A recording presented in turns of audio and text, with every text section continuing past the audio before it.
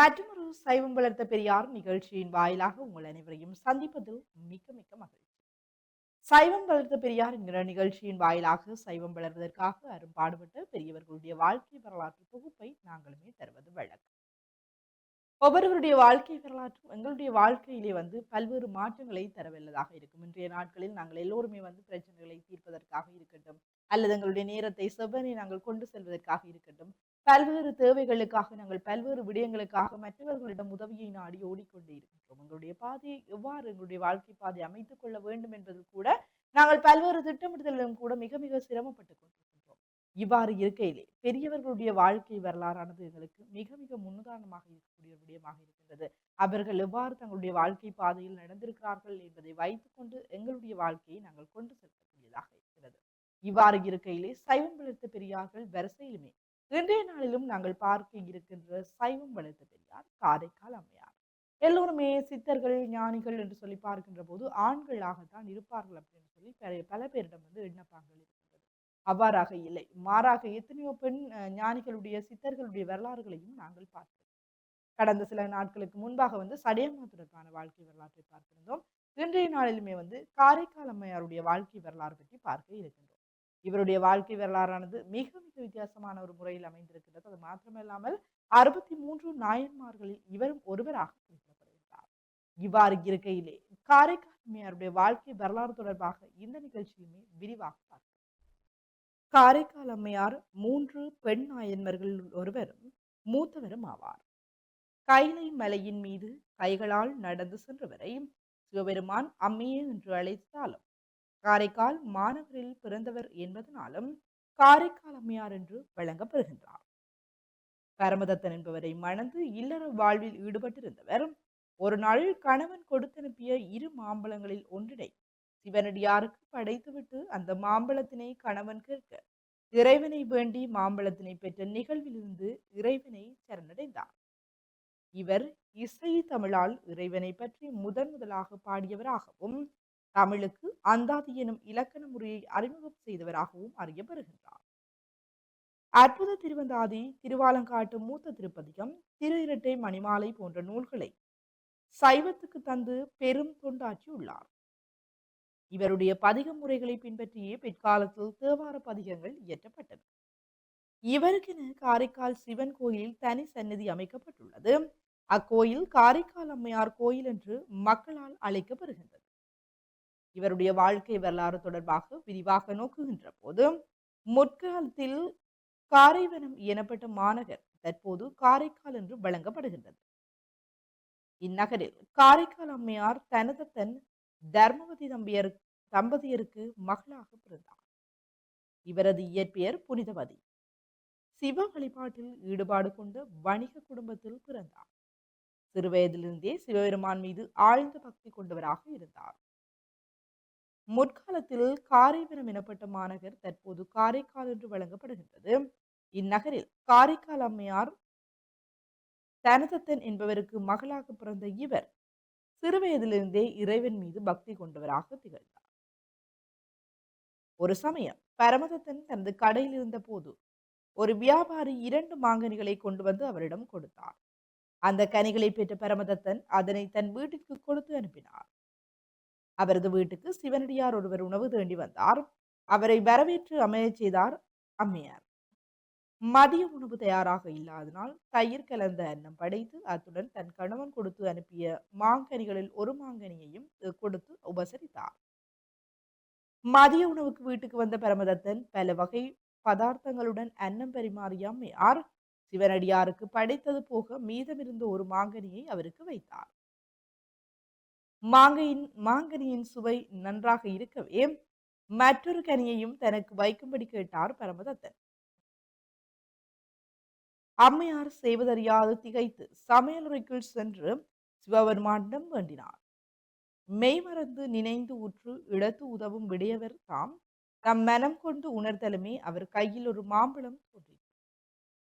மகிழ்ச்சியடைந்த அம்மையார் அதனை கணவனுக்கு படைத்தார். முதலில் வைத்த மாங்கனியை விட இக்கனி அதிக சுவையுடன் இருக்கவே சந்தேகமடைந்த பரமதத்தன் காரணம் கேட்டார். அம்மையார் நடந்ததை கூறினார். அக்காரணத்தை பரமதத்தன் நம்பவில்லை.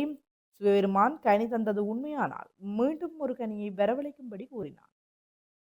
அம்மையார் சிவபெருமானை வணங்க மீண்டும் ஒரு மாங்கனி கிடைத்தது. இதை கண்டு வியந்த பிரமதத்தன் அவரை தெய்வ பெண் என்று கருதினார். உடனுறையை தனக்கு தகுதியின்மையால் தான் அவரை விட்டு நீங்கி விடுதல் நல்லமென்று முடிவெடுத்து அவரை நீங்க துணிந்தார். வாணிபம் செய்ய விரும்பும் பண்ணங்களுடனும் பொருந்துவனவற்றை நிரம்ப ஏற்றிக்கொண்டு கடலின் மீது பயணமாக சென்றார். பின்னர் பரமதத்தன் பாண்டிய நாடான மதுரையின் மாநகர் சென்று மற்றொரு பெண்ணை மனம் முடித்து அங்கேயே வாழ்ந்தார். சில காலம் கழித்து அவர்களுக்கு ஒரு பெண் குழந்தை பிறந்தது. அக்குழந்தையை அம்மையாரின் திருப்பெயரே வைத்தார். பரமதத்தன் பாண்டிய நாட்டில் இருக்கும் செய்தி அம்மையாருடைய உறவினர்களுக்கும் மற்ற வணிகர்கள் மூலம் தெரிய வந்தது. அவர்கள் அம்மையாரை அழைத்து கொண்டு பாண்டி நாட்டை நோக்கி புறப்பட்டு போனார்கள். பாண்டி நாட்டில் பரமதத்தன் இருக்கும் நகருக்கு வெளியே உள்ள ஒரு இடத்தில் தங்கி அம்மையார் வந்திருக்கும் செய்தியை பரமதத்தனுக்கு ஒரு ஆள் மூலம் சொல்லி அனுப்பினர். தன்னை தேடி வந்த மனைவியை கண்ட பரமதத்தன் அவரை தெய்வமாக வணங்கி தன் இரண்டாவது மனைவி மற்றும் குழந்தையுடன் காலில் விழுந்தார். இவர்கள் தெய்வத்தன்மை உடையவர்கள், அதனால் தான் காலில் விழுந்தேன், நீங்களும் இவரை போற்றி வழிபடுங்கள் என்று கூறினார். அதன் பிறகு கணவருக்காக தாங்கிய உடல் நீங்கி இறைவனை போற்றுகின்ற பேய் வடிவத்தை அடியேனுக்கு நட்பாங்கு பொறுத்து அருள வேண்டும் என்று இறைவனிடம் வேண்டி நின்றார். தாம் வேண்டிய அதனையே பெறுவாராகி உடம்பில் தசையும் அதனை இடமாக கொண்டு அடைந்த அழகுகளும் ஆகியவை எல்லாவற்றையும் உதறி அனைவரும் வணங்கும் சிவபூதகண வடிவம் பெற்றார். அம்மையார் இறைவனை காண கைலாயம் சென்றார். கைலாயம் இறைவன் உறையும் புனிதமான இடம் என்பதனால் அங்கு தரையில் காலூன்றாமல் தலைகீழாக நிலையில் சென்றார். கைலையில் இறைவனுடன் இடம் கொண்டு அமர்ந்திருந்த பார்வதி அம்மை தலையால் நடந்து வரும் அம்மையை கண்டு இவர் யார் என கேட்க, நம்மை பேணும் அம்மை கான் என்று கூறி அம்மையே வருக என்றழைத்து வேண்டுவன கேள் என்று விழித்தார். அதற்கு அம்மையார், பிறவாமை வேண்டும், மீண்டும் பிறப்புண்டேன், இறைவா உன்னை என்றும் மறவாமை வேண்டும், இன்னும் வேண்டும் நான் மகிழ்ந்து பாடியும் இறைவா நீ ஆடும் போது உன் அடியின் கீழ் இருக்கின்றார். அவ்வாறே அருளிய இறைவன் அவருக்கு தன் திருத்தாண்டவம் காட்டி திருவாலங்காட்டுக்கு வரப்பணிந்து அங்கருளிய இறைவன் தன் திருவடி கீழ் என்றும் இருக்க அருளினார். காரைக்கால் அம்மையார் 11ஆம் திருமுறையில் இரண்டாவதாக இடம்பெற்றுள்ள பனுவல்களை பாடியுள்ளார். 11ஆம் திருமுறையில் 4 பனுவங்கள் உள்ளன. திருவாலங்காட்டு மூத்த திருப்பதிகங்கள். திருவாலங்காட்டு மூத்த திருப்பதிகங்கள் பகுதி 2 திருவிரட்டை மணிமாலை, அற்புத திருவந்தாதி. தேவார காலத்துக்கு முன்பே இசை தமிழால் சிவபெருமானை பாடியவர் என்பதனால் இசை தமிழின் அன்னை என்று அறியப்படுகின்றார். இவருடைய பதிக முறையை பின்பற்றிய தேவார திருப்பதிகங்கள் பாடப்பட்டன. காரைக்கால் அம்மையார் பாடிய திருவாலங்காட்டு மூத்த திருப்பதிகம் முறையே முதலாக பாடப்பெற்றதாகும். அதனால் இவை மூத்த பதிகங்கள் என்றும் இறைவனை பதிக முறையில் பாடியமையினால் திருப்பதிகம் என்றும் அழைக்கப்படுகின்றது.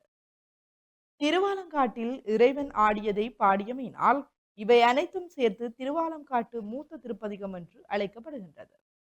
அற்புத திருவந்தாதி என்பது சைவ திருமுறைகளில் 11ஆம் திருமுறை தொகுதியில் உள்ள ஒரு நூலாகும். இந்நூலே அந்தாதி முறையில் பாடப்பெற்ற முதல் நூலாகும். இந்நூலுக்கு ஆதி அந்தாதி என்ற பெயரும் திருவந்தாதி என்றும் அழைக்கப்படுகின்றது. திருவிரட்டை மணிமாலை என்பது இரட்டை மணிமாலைகளை சேர்ந்த நூலாகும். இந்நூலினை காரைக்கால் அம்மையார் அற்புத திருவந்தாதி நூலுக்கு பிறகு படைத்துள்ளார். இந்நூலில் சிவபெருமானின் சிறப்புகளை புகழ்ந்து காரைக்கால் அம்மையார் எழுதியுள்ளார். புதுச்சேரி மாநிலம் காரைக்காலில் அம்மையாரை மூலவராக கொண்ட கோயில் அமைந்துள்ளது. இதனை காரைக்கால் அம்மையார் கோயில் என்று அழைக்கின்றனர். அம்மையார் புனிதவதியின் தோற்றத்துடன் இளமையோடு உள்ளார். அவருடைய சந்நிதியின் சிற்பங்களிலும் சுற்றுப்பிரகார ஓவியங்களிலும் காரைக்கால் அம்மையின் வாழ்க்கை வரலாறு சொல்லப்படுகின்றது. காரைக்கால் அம்மையாரின் சிறப்புகளை மக்களுக்கு தெரிவிக்க காரைக்கால் சோமநாதர் கோயில் சார்பாக மாங்கனி திருவிழா நடைபெறுகின்றது.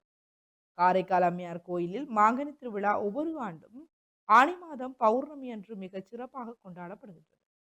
திருவிழாவின் போது சுவாமி தேர் வீதி உலா வருகையில் பக்தர்கள் தங்கள் வேண்டுதலை நிறைவேற்றும் விதமாக வீட்டு மாடிகளில் நின்று கொண்டு இறைவன் மீது மாங்கனிகளை வாரி இறைத்து நேர்த்திக்கடன் செலுத்துவார்கள்.